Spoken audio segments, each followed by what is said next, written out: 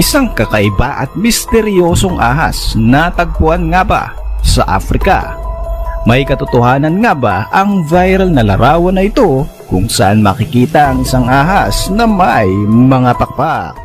Kien Nation, sa video na ito ay itatampok natin ang 5 kakaibang ahas dito sa ating mundo na nagtataglay ng mga kakaibang katangian. Alamin ang buong kwento dito sa channel kung saan ang kaalaman ay siksik at nag-uumapaw.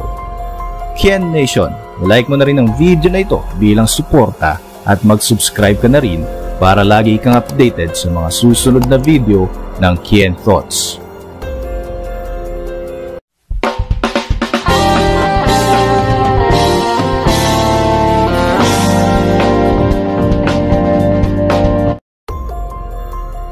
Mga kaibigan, narito ang 5 kakaibang uri ng ahas na matatagpuan sa iba't ibang panig ng ating mundo. Number 5. Mutant Unicorn Snake. Sa video na ito mula sa YouTube channel ni Jay Brewer, may-ari ng Prehistoric Pets na isang exotic pet store na matatagpuan sa Fountain Valley, California. Dito ay ipinakita niya ang isang kakaibang mutant snake na species ng reticulated python. Na-upload ang video na ito noong 2020. Ayon sa kanya, ang ahas na ito ay 7 days na mula nang mag-hatch ito sa kanyang itlog, at sa palagay ng lalaki, makakasurvive ang ahas na ito kahit na mayroon itong abnormalities. Mapapansin na very healthy at malakas ang ahas na ito kahit na hindi nag-develop ng maayos ang ulo nito. Panoorin ang video footage na ito.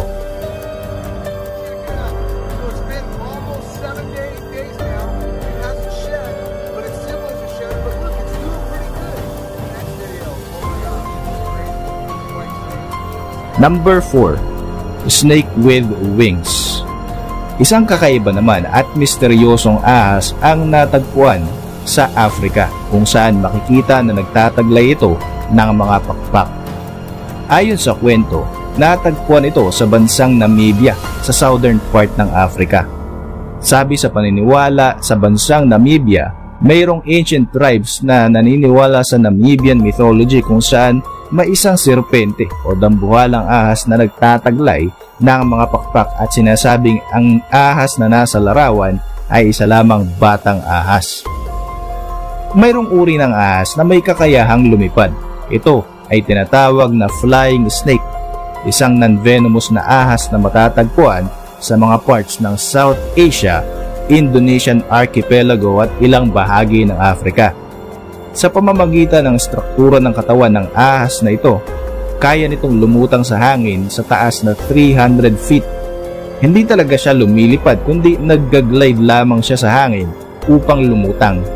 Dito sa Pilipinas ay meron ding species ng ganitong flying snake na tinatayang humahaba pa nga ng hanggang 36 inches.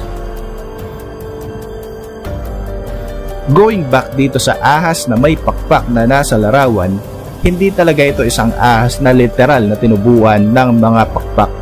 Inilagay lamang ang pakpak na ito bilang disenyo ng isang artist sa kanyang alaga na albino snake upang magpakita ng isang mythical serpent na tinatawag na feathered serpent.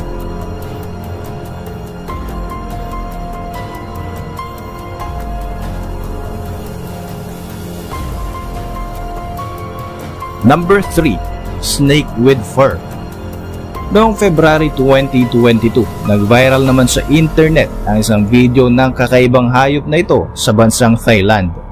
Natagpuan ng residenteng kinilala sa pangalang Tu ang mabalahibo at kulay berde na ahas na ito sa isang swamp sa Nakhon Nakhon Province.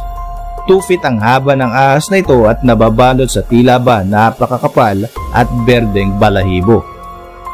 Dahil sa pambihirang itsura ng ahas, hinuli ito ni Tu at inilagay sa isang garapon. Iniuwi niya ito sa kanilang bahay at ipinakita sa kanyang mga kamag-anak. Ganun na lamang ang pagkamangha ng mga ito ng masaksiyan ang isang maladrago na itsura ng uri ng ahas. Ayon sa ilang netizens na nakapanood sa video, ang ahas ay isang uri ng puff-faced water snake na tinubuan lamang ng lumot sa kanyang katawan at ngayon nga ay tila ba naging mga balahibo nito. Sinang-ayunan naman ito ng isang Australian animal expert na si Sam Chatfield, isang snake species coordinator sa Wildlife ARC. Number 2. Spider snake. Ito ang tinatawag na spider-tailed horned viper, isang makamandag na species ng mga horned vipers na endemic o matatagpuan lamang sa western Iran at bahagi ng border ng Iraq. Matatagpuan sa buntot ng ahas na ito ang isang kakaibang bukol na sa unang tingin ay talaga namang aakalain mong isang uri ng gagamba. Alam mo ba na gamit ang malagagambang buntot na ito, aakitin niyang lumapit ang mga prey habang nakakubli o nakakamuflage ito sa kanyang kapaligiran. Sa pagcamouflage ng ahas, tahimik lang ito naghihintay habang naglalaro-laro ng kanyang buntot. Kapag nasa striking distance na ang kanyang prey ay tsaka lamang ito aatake. Panoorin ang actual video footage ng pag-atake ng spider-tailed horned viper.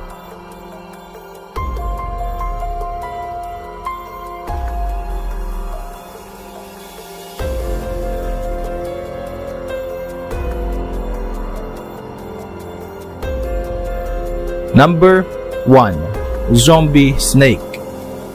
Totoo nga ba na zombie ang ahas na ito?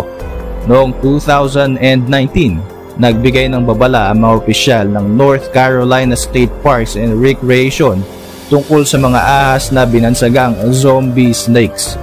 Ang ahas na ito ay ang tinatawag na Eastern Hognose snake na ginagamit ang kanilang acting skills upang umiwas sa kanilang mga predators.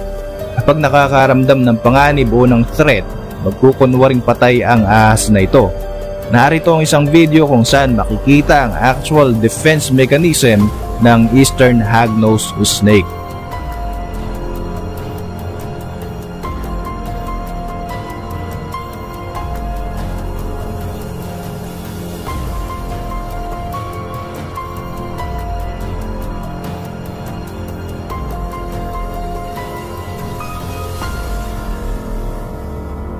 Para sa inyong mga reaksyon, mag-iwan lamang ng komento sa ibaba ng video na ito. Before we end this video, shoutout muna sa mga sumusunod na solid viewers ng ating channel. Shoutout kay Josh Cabiles na nasa Italy, Don Bert Katia, Rodolfo Paraon, Jenilyn Leite ng Quezon City at sa mga silent viewers and supporters ng ating YouTube channel. Hanggang sa mga susunod na mga video, maraming salamat sa panonood at sa patuloy na pagsuporta. Yen Nation.